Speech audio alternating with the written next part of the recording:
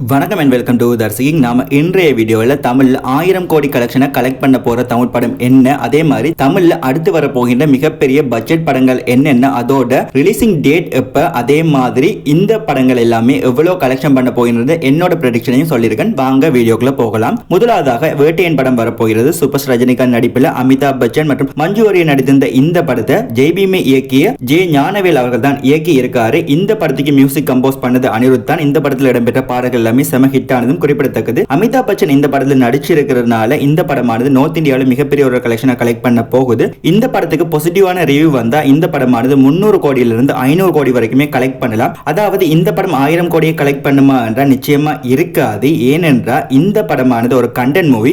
So commercial படங்கள் தான் 1000 கோடியை ரீச் பண்ணும். கண்டென்ட் மூவி எல்லாம் 1000 கோடியை ரீச் பண்றது ரொம்பவே கஷ்டம். ஸோ இந்த படமானது மேக்ஸிமம் 500 crores வரைக்கும் கலெக்ட் பண்ணலாம். அடுத்த இரண்டாவது படமாக கங்குவா படம் காணப்படுது. கங்குவா படத்துல சூர்யா அவர்கள் நடித்திருக்காரு. இதை தவிர பாபி டியோல், டிஷா பட்டானி இவங்க எல்லாமே நடிச்சிருக்காங்க. இந்த படத்தை இயக்கியது சிறுத்தை சிவா. அதாவது சிறுத்தை சிவா இதற்கு முன்னர் விவேகம், வேதாளம், அண்ணாத்த இந்த மாதிரி படங்கள் எல்லாமே எடுத்து இருந்தாரு. இந்த படத்துடைய பட்ஜெட் 300 கோடியிலிருந்து 350 கோடி வரைக்கும் இருக்கலாம் என கணிக்கப்பட்டிருக்கு. இந்த படத்தை மியூசிக் கம்போஸ் பண்ணது தேவி ஸ்ரீ பிரசாத். இந்த படமானது பேன் இந்தியன் படமாக ரிலீஸ் பண்ணிருக்காங்க. அதே மாதிரி இந்த படமானது நார்த் இந்தியாவில் மிகப்பெரிய அளவில் ப்ரமோஷன் பண்ணலாம் ஏற்பாடு பண்ணி இருக்காங்க. சோ இந்த படமானது 1000 கோடியை ரீச் பண்ணுமா இல்லையா என்பது உங்களுடைய கருத்தை கீழே கமெண்ட் பண்ணுங்க. அதே மாதிரி இந்த படமானது நவம்பர் 14ஆம் தேதி ரிலீஸ் பண்ண போறாங்க. அடுத்த படத்துக்கு போறதுக்கு முன்னாடி நம்மளுடைய சேனலை மறக்காம சப்ஸ்கிரைப் பண்ணி கூட பெல் பட்டன்ல ஓல கிளிக் பண்ணிக்கோங்க. அப்பதான் நாம போற வீடியோஸ் எல்லாமே உங்களுக்கு நோட்டிபிகேஷன்ல வந்து சேரும். அதே மாதிரி இந்த வீடியோக்கு மறக்காம ஒரு லைக் போட்டுருங்க. நீங்க போற லைக் எல்லாம் தான் எங்களை ஒரு மோட்டிவேஷன் பண்றதுக்கும் இந்த மாதிரி கண்டென்ட் பண்றதுக்கும் தூண்டும். அடுத்த டிசம்பர் 27ஆம் தேதி இன்றைய நாள்ல மெய்யழகன் படம் ரிலீஸ் ஆகிறது. அதாவது இந்த படத்துல கார்த்தி, அரவிந்தசாமி நடிச்சிருந்தாங்க. இந்த படமானது ஒரு ஃபீல் குட் மூவியாக இருந்துச்சு. அதே மாதிரி இந்த படத்துடைய டைரக்டராக 96 படத்தை எடுத்த சி பிரேம்குமார் அவர்கள் தான் டைரக்ட் பண்ணி இருக்காரு. ஸ்லோ பேஸ் மூவியாக இருந்தாலும் இந்த படத்துக்கு எடுத்த ரிவ்யூஸ் எல்லாமே பாசிட்டிவ் ரிவ்யூ தான் இருந்துச்சு. சோ இந்த படமானது என்னோட ப்ரெடிக்ஷன் படி 70 இருந்து 100 கோடி வரைக்கும் கலெக்ட் பண்றதுக்கான சான்சஸ் இருக்குது. அடுத்தாக தேவாரா பார்ட் 1. இந்த படமானது ஒரு தெலுங்கு படமாக இருந்தாலும் இது பேன் இந்திய படமாக ரிலீஸ் பண்றாங்க. ட்ரிபிள் ஆர் படத்துக்கு பிறகு ஜூனியர் என்டிஆர் நடிச்சிருக்கிற படம் இந்த படம் தான். இதை தவிரவும் சைஃப் அலி கான், ஜான்வி கபூர் இந்த படத்தில் நடிச்சிருக்காங்க. இந்த படத்தோட டைரக்டர் கொரட்டெல சிவா. இவர் ஆச்சரியா, பரத்தினம் நானே இந்த படங்கள் எல்லாமே இயக்கி இருக்காரு. இந்த படத்துக்கு மியூசிக் கம்போஸ் பண்ணது அனிருத் ரவிச்சந்திரன் தான். இந்த படமானது பேன் இந்தியன் ரிலீஸ் பண்றாங்க. அது மட்டும் இல்லாம இந்த படத்துடைய ப்ரீசேல் எல்லாமே நல்ல விதத்துல போய் இருக்குது. அதே மாதிரி புக்கிங்கும் நல்ல விதத்துல போய் இருக்குது. இந்த படமானது 300 கோடியை ஈஸியா ரீச் பண்ணிரும். பட் இந்த படம் 1000 கோடியை ரீச் பண்ணுமாட்டா என்னைய பொறுத்த வரைக்கும் இந்த படம் 1000 கோடியை ரீச் பண்ணாது. இதுக்கு காரணம் இந்த படமானது பார்ட் 1 படம். அதே மாதிரி கொரட்டெல சிவாவுக்கு இதற்கு முன்னர் மிகப்பெரிய ரீச் ஆன படங்கள் எதுவுமே இல்லை. இந்த படத்துல பாசிட்டிவ் என்று சொன்னா அது ஜூனியர் என்டிஆர் மட்டும் தான். அடுத்தாக அமரன் படம். இந்த படத்துல சிவகார்த்தியன், சாய் பல்லவி நடிச்சிருக்காங்க. இந்த படத்தோட டைரக்டராக ராஜ்குமார் பெரியசாமி காணப்படுறாரு. இந்த படத்துக்கு மியூசிக் கம்போஸ் பண்ணது ஜிவி பிரகாஷ். இந்த படத்தினுடைய பட்ஜெட் மிகப்பெரிய பட்ஜெட்டாக இருக்குது. சோ இந்த படமானது தீபாவளியை முன்னிட்டு அக்டோபர் 31ஆம் தேதி ரிலீஸ் பண்றாங்க. இந்த படமானது ஒருவேளை நல்ல பாசிட்டிவ் ரிவ்யூ கிடைச்சிச்சுன்னா 100 கோடியிலிருந்து 200 கோடி வரைக்கும் ரீச் பண்றதுக்கான நல்ல சான்சஸ் காணப்படுது. அடுத்தாக அக்டோபர் 31ஆம் தேதி பிரதர் படம் ரிலீஸ் ஆகிறது. இந்த படமும் தீபாவளியை முன்னிட்டு தான் ரிலீஸ் பண்றாங்க. இந்த படத்துல ஜெயம் ரவி, பிரியங்கா மோகன் நடிச்சு இருக்காங்க.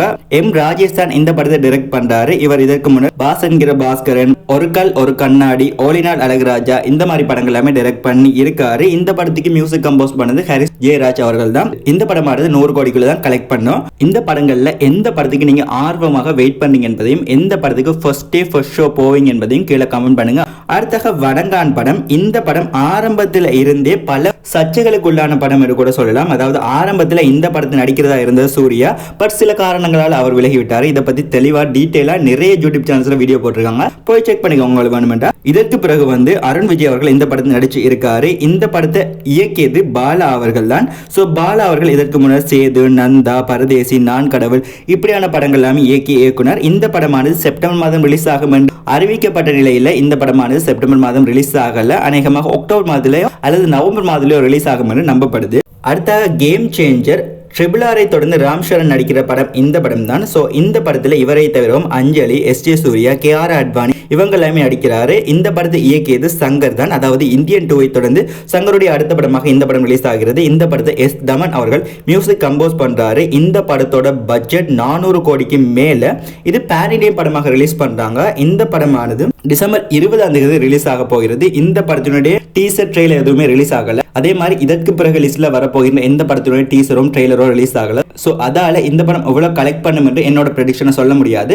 ஒருவேளை ட்ரெய்லர் டீசர் வந்த பிறகு இதனுடைய பாக்ஸ் ஆஃபீஸ் கலெக்ஷன் ப்ரெடிக்ஷனை சொல்லலாம். அடுத்தாக வந்து விடாமுயற்சி படம் துணிவுக்கு பிறகு தல அஜித்குமார் அவர்கள் நடிக்கிற படம் தான் இந்த படம். இதை தவிர இந்த படத்தில் த்ரிஷா, அர்ஜுன், ரெஜினா இவங்க எல்லாமே நடிக்கிறாங்க. இந்த படத்தை மகிழ் திருமேனி அவர்கள் இயக்கி இருக்காரு. மகிழ் திருமேனி இயக்கிய படங்கள் பற்றிய லிஸ்ட்டை நாம ஏற்கனவே போட்டிருக்கோம் ஒரு ஷார்ட்ஸா, மறக்காம போய் செக் பண்ணிக்கோங்க. இந்த படத்தை இயக்கிறது அனிருத் ரவிச்சந்திரன். இந்த படமானது தீபாவளிக்கு ரிலீஸ் ஆகும் என்று நம்பப்பட்டுச்சு. பட் இந்த படமானது ரிலீஸ் ஆகிறதுக்கான எந்த முயற்சியுமே செய்யல. அதே மாதிரி இந்த படத்தினுடைய ட்ரெய்லர் டீசர் கூட இன்னுமே ரிலீஸ் ஆகல, வெறும் போஸ்டர் மட்டும்தான் ரிலீஸ் பண்ணியிருக்காங்க.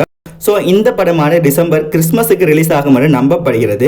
இந்த படமான தல அஜித்குமார் அவருடைய முதலாவது 300 கோடியை தாண்டிய படமாக வருமா என்பதை பொறுத்துதான் பார்க்க வேண்டும். அடுத்தாக விடுதலை 2 இயக்கியது வெற்றிமாறன் ஆடுகளம், அசுரன் இந்த மாதிரி படங்கள் எல்லாமே இயக்கிய டைரக்டரா காணப்படுறாரு. விடுதலை பார்ட் 1 படத்துல சூர்யா அவர்களும் நடிச்சு இருந்தாரு. அதாவது சூர்யா அவர்களுடைய முதலாவது படமும் இந்த படம் தான். இந்த படம் 40 கோடிக்கு மேலே கலெக்ட் பண்ணி இருந்துச்சு. இதால இந்த 2வது பாகத்துக்கு மிகப்பெரிய வரவேற்பு காணப்படுது. இந்த 2வது பாகத்துல வந்து சூர்யை தவிர விஜய் சேதுபதி, மஞ்சு வாரியர் இவங்க எல்லாமே நடிச்சிருக்காங்க. இந்த படத்துக்கு மியூசிக் கம்போஸ் பண்ணது இளையராஜா.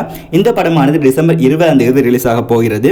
அடுத்தாக தக் லைஃப் படமானது மணிரத்னம் அவர்கள் இயக்கிறார். அதாவது பொன்னியின் செல்வன் பார்ட் 1க்கு பிறகு மணிரத்னம் அவர்கள் இயக்கிற படம் இந்த படம் தான். இந்த படத்துல வந்து நடிகர் கமலஹாசன் அவர்கள் நடிக்கிறாரு. அதாவது நடிகர் கமலஹாசன் மணிரத்னம் கொம்போ இதற்கு முன்னர் நாயகன் படத்துல இணைந்து செயற்பட்டது. அதுக்கப்புறம் இந்த படம் தான் ரிலீஸ் பண்றாங்க. இந்த படத்துல ஏஆர் ரஹ்மான் மியூசிக் கம்போஸ் பண்றாங்க. இந்த படமானது 2025 ஜனவரிக்கு ரிலீஸ் ஆகும் என்று நம்பப்படுகிறது. பட் இன்னும் டேட் கன்ஃபார்ம் பண்ணப்படல. அடுத்தாக ராஜசாப். இந்த படத்துல பிரபாஸ் அவர்கள் நடிக்கிறார். அதாவது கல்கி படத்துக்கு பிறகு பிரபாஸ் நடிக்கிற படம் இந்த படம் தான். இதை தவிர நிதி அகர்வால், மாளவிகா மோகன் இவங்க எல்லாமே நடிக்கிறாங்க. தமன் இந்த படத்துக்கு மியூசிக் கம்போஸ் பண்றாரு. இந்த படமானது பேன் இண்டியன் படமாக ரிலீஸ் பண்றாங்க. இந்த படமானது ஏப்ரல் 10, 2025 ரிலீஸ் ஆகும் என்று நம்பப்படுது. அடுத்த குட் பேட் அக்லி, அஜித்குமார் விடாமுயற்சியை தொடர்ந்து நடிக்கிற படம் தான் இந்த படம். இந்த படத்துல அஜித்குமாருக்கு ஜோடியாக த்ரிஷா அவங்க நடிக்கிறாங்க. இந்த படத்தை இயக்கியது ஆதிக் ரவிச்சந்திரா. இவர் இதற்கு முன்னர் மார்க்கண்டனி என்கிற படத்தை இயக்கி இருந்தாரு. இந்த படத்துல வந்து மியூசிக் கம்போஸ் பண்றது தேவி ஸ்ரீ பிரசாத். இந்த படமானது ஏப்ரல் 2025 வரும் என்று நம்பப்படுது. வருமா இல்லையா பொறுத்து தான் பார்க்க வேண்டும். அடுத்தாக இந்தியன் 2 ஆனது தோல்வியை சந்தித்த நிலையில இந்தியன் 3 ரிலீஸ் பண்ண போறாங்க. இந்த படத்துல அதே கேஸ்டிங்கை தவிரவும் எக்ஸ்ட்ராவா காஜல் அகர்வால் நடிக்கிறாங்க. இந்தியன் 3 படமானது இந்தியன் 2 ரிலீஸ் ஆகிறதுக்கு முன்னர் இந்த படமானது 2025 பொங்கலுக்கு ரிலீஸ் பண்ண படம் என்று சொல்லப்பட்டுச்சு. பட் இப்ப இந்த படமானது 2025 பொங்கலுக்கு ரிலீஸ் பண்ணப்படாது. அநேகமாக 2025 ஏப்ரல் அல்லது மேல ரிலீஸ் ஆகலாம் என நம்பப்படுது. அடுத்தாக ஃபைனலாக தளபதி 69. இந்த படம் தான் தளபதி அவர்களுடைய கடைசி படமாக காணப்பட போகிறது. இந்த படத்தை வினோத் அவர்கள் இயக்குகிறாரு. இந்த படம் அக்டோபர் 25 ரிலீஸ் ஆகும் என்று நம்பப்படுகிறது. இந்த படத்துல வரப்போகின்ற கேஸ்ட் அண்ட் பத்தி இன்னும் படக்குழு ஒபிஷியலாக ரிலீஸ் பண்ணல. இந்த வீடியோ பற்றி உங்களுடைய கருத்துக்களை கமெண்ட் பண்ணுங்க. மேலும் ஒரு சுவாரஸ்யமான வீடியோவில் உங்களை சந்திக்கும் வரை உங்களிடம் விடைபெறுகிறேன். நன்றி, வணக்கம்.